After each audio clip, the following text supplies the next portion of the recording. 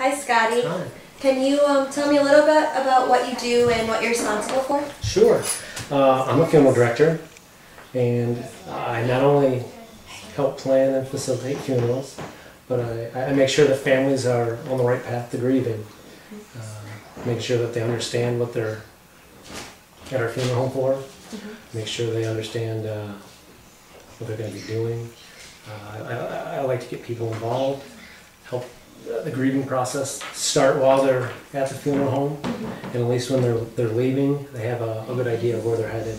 And it doesn't work all the time, but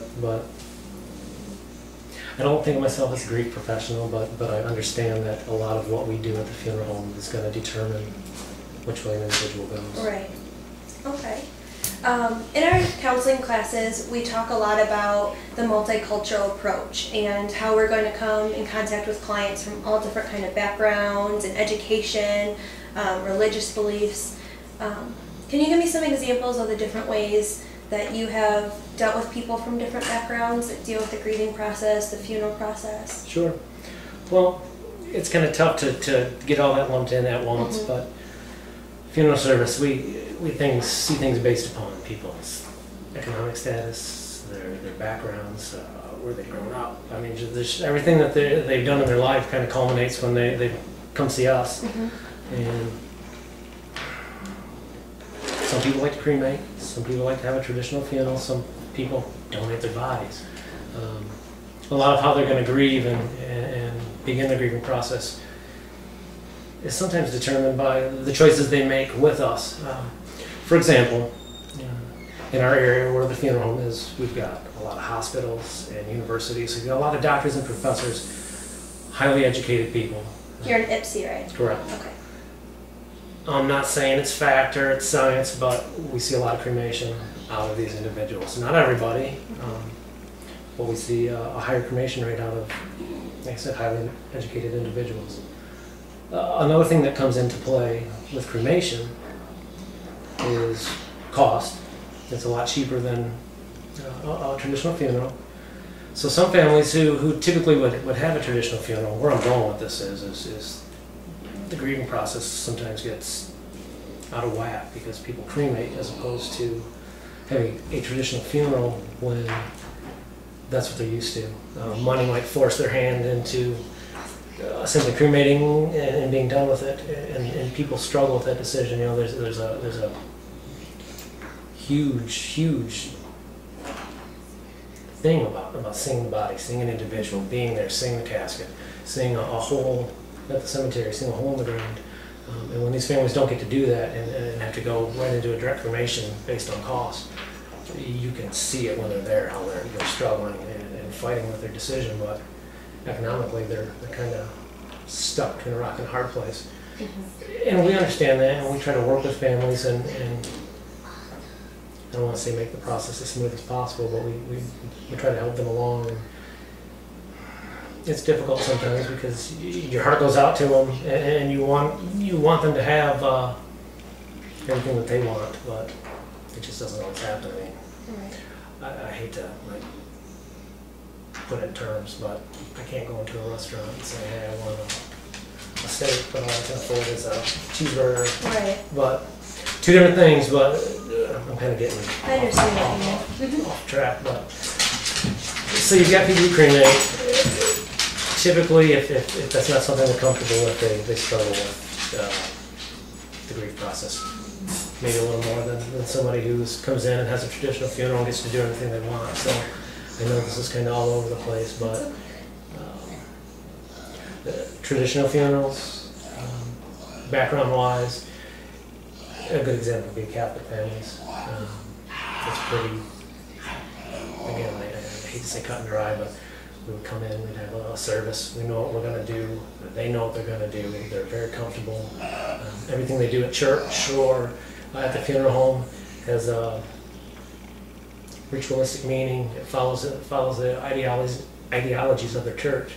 So these people, being able to do that, go to the cemetery, say their goodbyes, you see a little bit of difference between people who choose cremation because just with that body being gone, there's nowhere start. Right. You got to start somewhere. And even if people cremate, we try to encourage them to at least see the individual before we cremate. Makes a difference. Yeah. Sounds like you've had a lot of experience with different types of families. Have you noticed any age differences in the way people handle grief? No, absolutely. Kids, for example, a lot harder for them to wrap their heads around what's going on as opposed to an adult or ourselves.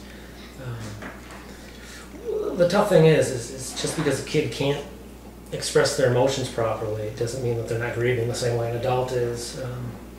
It's just a lot harder to get it out of them.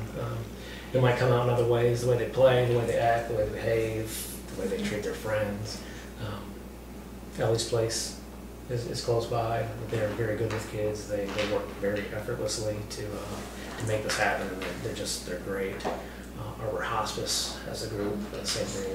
These are resources that we push on to families when we see that they need them. And it's great. Sorry about my dog. Oh, wait. Another thing to bring up. Kite Network.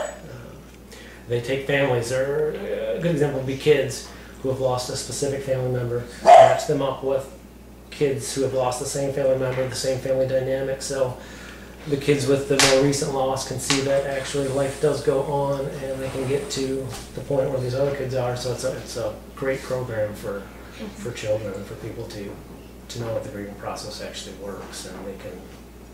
It does. Sounds like a good program. It's fantastic. On the flip side, adults, just because they're adults doesn't mean that they're going to handle the situation properly either. Grief is extremely, extremely powerful, and even the most prepared individuals break down. Right. And that's appropriate, and they should. Senior citizens, for example, I think handle things pretty well. The older they are, they've accomplished more in life. They get it. They understand the circle of life, and typically the older people are, the more accepting of the situation they are. They, like I said, they've seen this before, done this before, and they're ready to grieve and to move on. Right. So we talked about age difference, but have you seen a difference in how the death occurred? So let's say a person who died from an illness that the family knew about, and it happened for a while, opposed to someone that was in a car accident and it was tragic and unexpected. Have you seen a difference between the two? Yeah, absolutely. From personal experience, I've had grandparents in hospice. I've known people who have gone into hospice. So that's I don't want to say a planned death, but you're at least transitioning from life into death.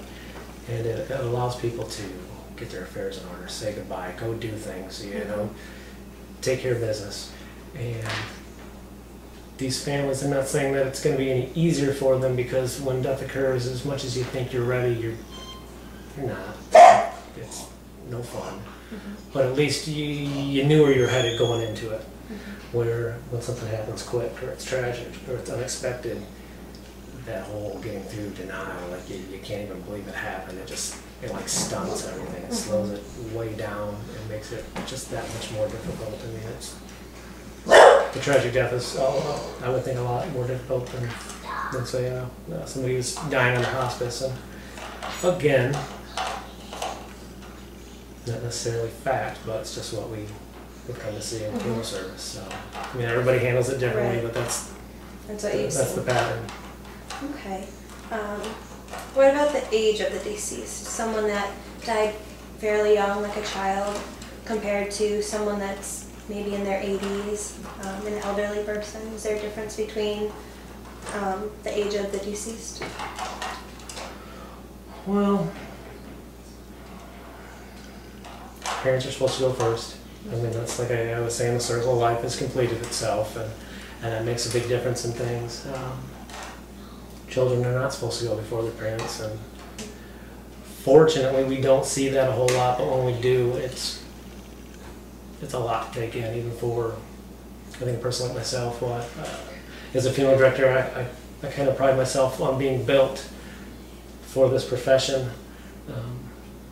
I wouldn't want to be doing anything else. I want to be there with families. But even that, you come home and you got to try and shut things off. And that's me. I'm not even related to these people. So a kid going first kind of goes back to that tragic thing, you know. It's a lot for a family to wrap their head around, whereas you or I, for being our parents, again, that's how it's supposed to be. We're supposed to be our parents, so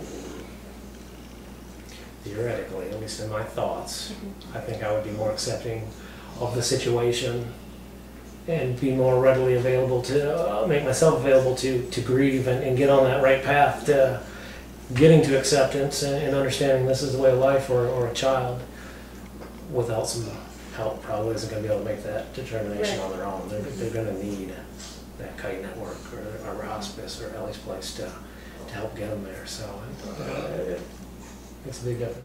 Okay, so you mentioned some programs that you refer families to. Is that the way that you help them with the grieving process? It's one of the ways. The first thing we can do when a family's at the funeral home is help them plan a meaningful funeral, which starts with them planning it, participating in it, and doing as much as they want to. And it's really good for families to be involved in all this process, whether it's getting up and saying something, putting together a video, or just picking out music. Anything to get them involved is a good start. Right. As far as some of these programs, we try and spot people who are having a difficult time. We like to get them the literature before they leave. That way, in the appropriate amount of time, they can make those phone calls. And people that need to get into some counseling, which is a wonderful thing for people. I mean, it is really, it's really helpful. They've got that information. Other things that we do on a personal level at the funeral home, this being the holidays and a difficult time of year, we make an ornament and send it out to every family that we've serviced. Lets them know that somebody's still thinking about them, that we're just a phone call away, because most people have gone on with their daily life, and some people are alone this time of year. Right. And so when that comes in the mail, we're actually sending them out this week, and I know by next week our phone will be ringing off the hook saying, thank you so much, it means so much, and it's one more thing we can do to help a family along the grief process. Well, thank you so much for providing this different perspective. It's definitely one that a lot of people don't get to hear, so I appreciate it. Absolutely, I'm glad I could help, and I hope it was insightful for you. It was. Great.